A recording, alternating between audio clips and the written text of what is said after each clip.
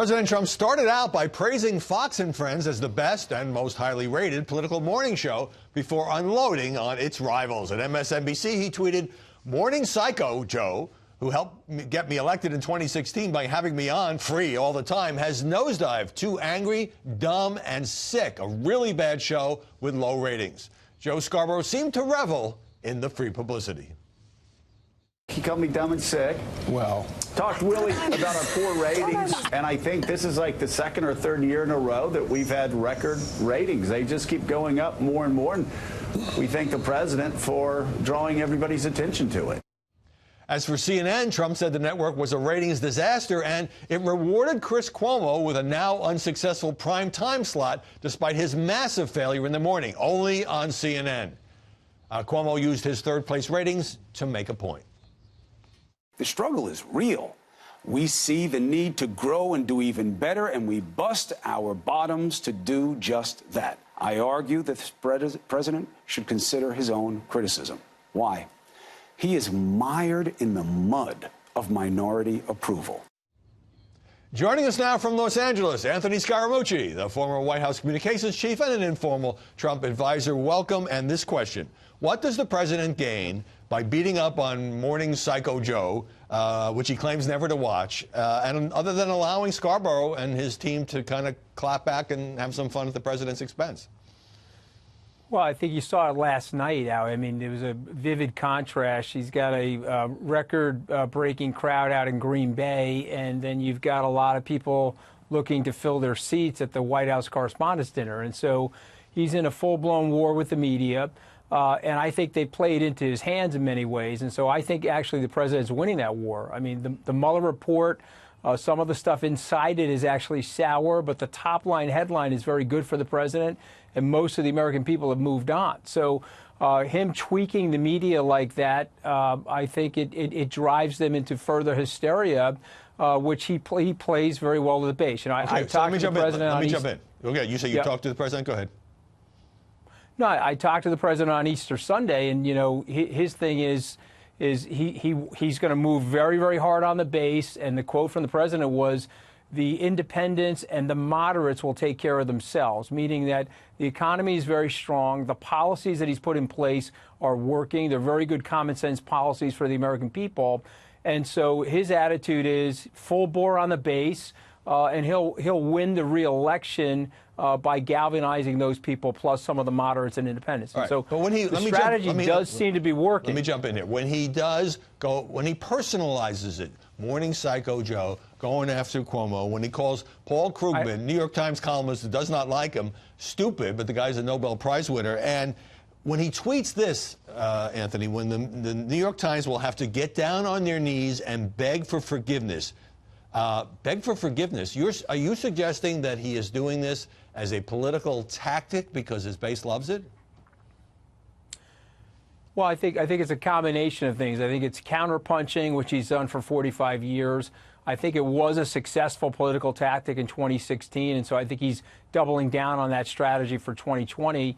I don't like elements of it. There's no question about that. When he's calling people names like that, you know, he must like it. He gets sore at me for saying that I don't like it publicly, but I don't like it because I think at the end of the day, he has to win these suburban women voters. He had 52% of the white women vote in 2016. He's got to get back to those levels again in 2020 to win. They don't like that kind of bullying. So he gets mad at people like me for calling him out on that. But the truth of the matter is, Howie, I want to see the guy win. He's had a very successful strategy for the American people. The economy is unbelievably strong right now, and it's deep, Howie, in terms it's not just corporate CEOs and the stock market. It is deep. You're seeing real wage growth. But I want to stay on the press, and I want to play for you President's interview. He phoned in to Sean Hannity's show, and Hannity asked him whether the president believes the media owe him an apology. Here's what happened. Well, they do owe me an apology, a big one. They owe you an apology. We actually had a lot of support. I mean, I watch you and Tucker, and I watch Laura, and you great guys in the morning with Steve and Ainsley and Brian. Does it help or hurt Fox that while the president is going after much of the media, he is praising and online promoting many of Fox's conservative opinion hosts? Well, I think Fox executives are concerned about it because they want to make sure that there's a separation, obviously, between the administration and, frankly, Fox. But I think in general it does help Fox because at the end of the day, his support base is galvanized around Fox, and you can see it in your primetime ratings, and it's obviously reflected in the morning ratings. And so I do think from a ratings point of view it helps him. But I want to go back to what we were talking about earlier, the personal attacks on the press. I think the president's strategy, he could be deploying the strategy and reducing the personal attacks on the press, and he would do better with a block of people that he's going to need to get to win re-election. And so on that point, if he wants to And on that point, I want to quote you, a column that you wrote in The Hill. You said the press, Mr. President, is not the enemy of the people. In many ways, you say the press is the savior of the republic. And look, you say the press is flawed, biased, self-righteous, sanctimonious, but is serving the purpose that the founders wanted. Clearly, you have not persuaded Donald Trump of this.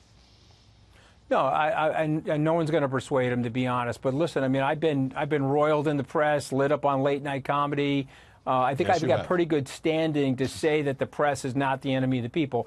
If you go back to the foundational principles of the republic, the press is there to keep, people away from tyranny. The press is there to guard us from people in power and to, frankly, to hold them accountable. In addition to that, the free press makes our younger people very creative, Howie. If you can teach people to think freely in the second grade, they go on to create freely, and that's where all of our economic innovation comes from as well. We're a big advantage to China related to that. One more quote from your piece. When the president rails about the press and suggests it is an enemy, he scares Americans. Are these people who you think he could potentially get to support him next year who are outside the traditional base?